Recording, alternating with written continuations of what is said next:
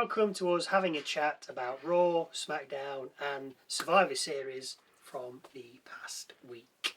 As you can see, it's Christmas time, so hence the Christmas jumper. If you've not seen us before, why not? And if you're thinking of not watching, why? Are you afraid of real talk?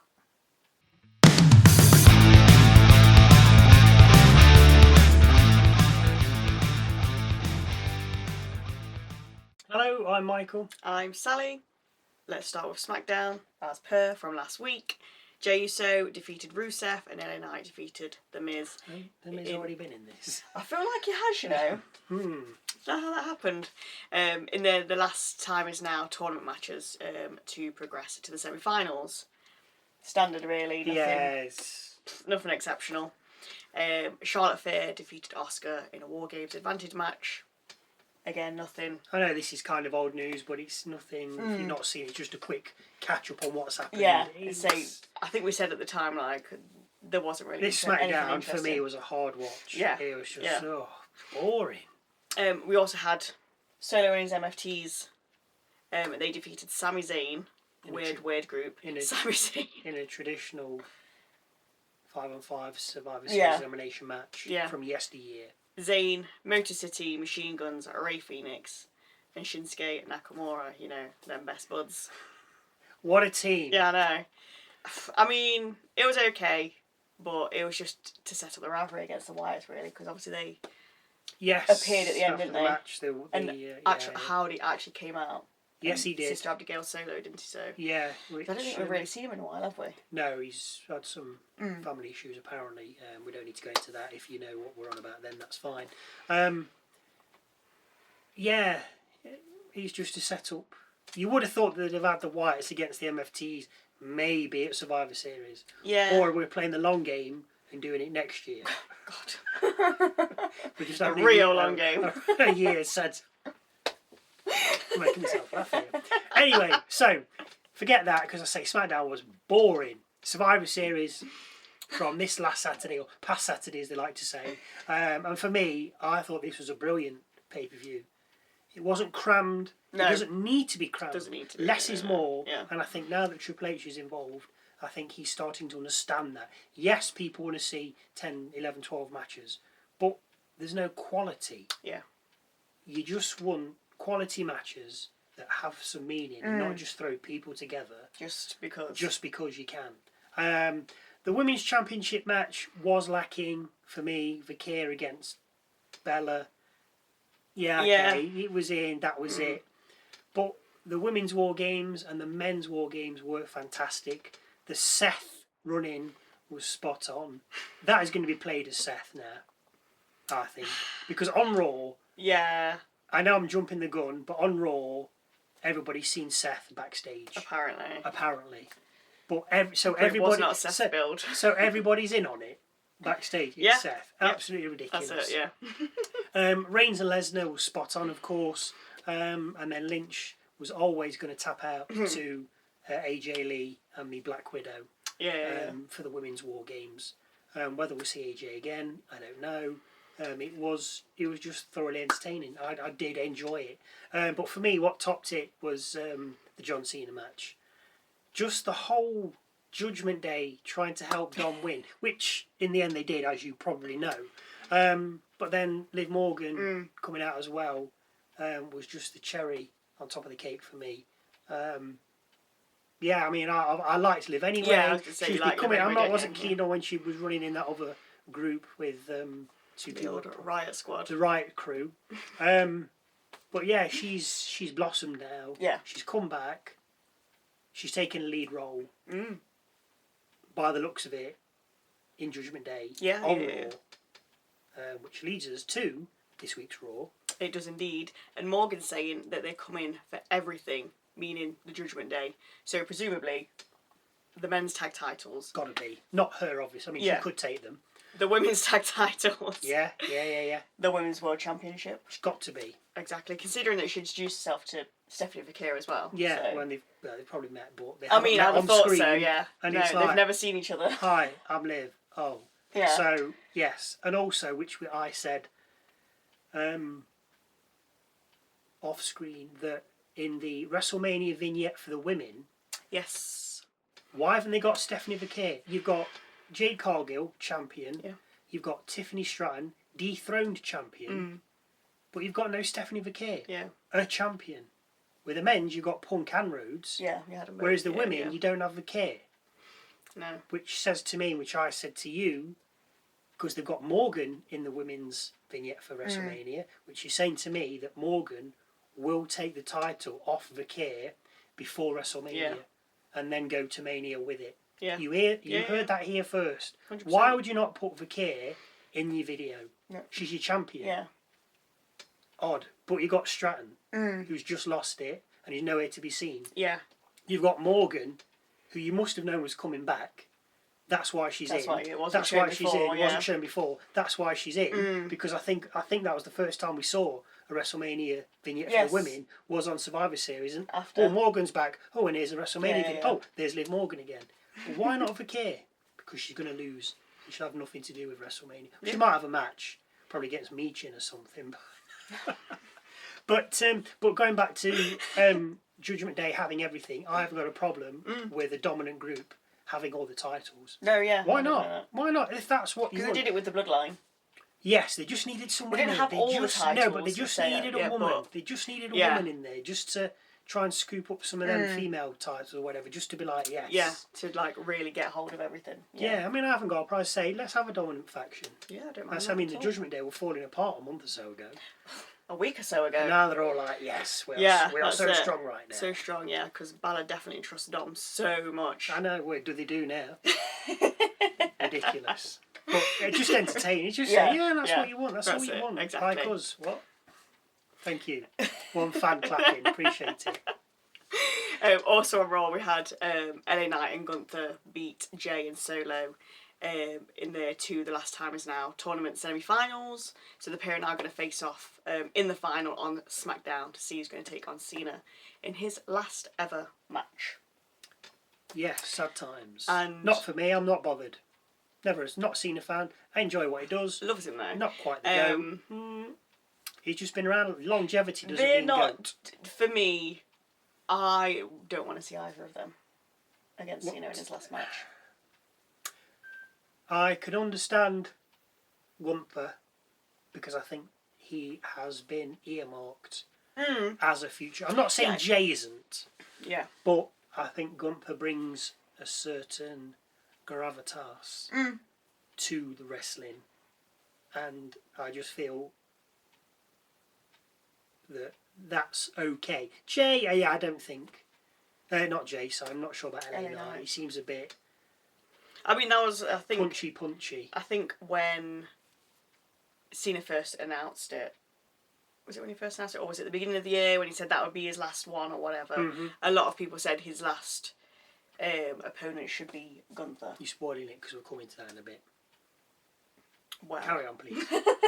That's all right. And I'm like, oh, no, please not. And it's not because... I don't think Gunther's worthy or anything like that, because he's a really good wrestler. He's really good, and I've liked him as champ. But for me, I think to finish everything and wrap everything up, it needs to be someone. I know they can't do it, but it needs to be someone like Edge. Should have been Randy Orton. Or yeah. Should have been Randy Orton. I know they want to. What is it? Two great friends. I know it's pushing the next stars, but what does it matter? Gunther already is a star. It's not like he doesn't need the rub, does he? He's got it. It's not like he's not been champ or anything like that. No, I agree. I mean, there's nothing on the line as well now. Yeah. Which makes me think Cena might win. And you don't lose your last match. But it isn't his, like, a retirement match. It's not like a career match. No, it's his retirement match. Well, yes. No, it's his retirement match. Ric Flair had a retirement match and lost. Yeah, a specific retirement match. This isn't a specific retirement match. Well, it is. So Cena won't win anyway. He's finished. You what? What? You say he will? He will win. Yeah, I think he might. Because he's the goat. I always thought he would win his last one. I'm going to acknowledge the light flicker, just in case you didn't think we saw that. But I don't know what you're on about. Okay. But forget that. Kofi also did some amazing work by bouncing off the ropes and straight into a Styles Clash.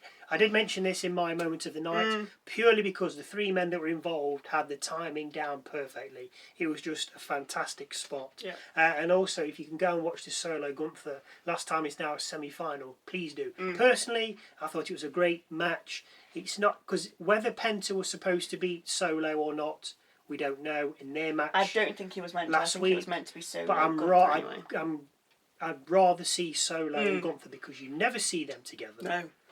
And you wouldn't have even really thought of them having a match, would you? Precisely. And that's what you want to see. You want to see people. Oh, I didn't think about that. You don't want to see same old. Because I'm sure Penta's fought Gunther before. He must have done on Raw. I'm sure he probably hasn't. I'm sure somebody may or may not let me know. But Solo Gunther, fantastic match. I really enjoyed it. Yeah, really, and you say the spot with Kofi. Yes. Oh, and Gunther Solo wasn't a clean finish, because he low-blowed him when the ref wasn't looking. Naughty. So that just goes to show it could have really gone either way. Yeah. You had to cheat but to obviously win. Solo already had. Teller just took it upon himself to drag Gunther. Just took it upon himself, yeah. No, he didn't yeah. And then lastly on Raw, Chaos, as per, is at the end of every Raw. The Kabuki Warriors. Boring Warriors. Sky and Ripley, Bliss and Flair, and Valkyria and Bayley. All of a sudden. All had a big massive fight.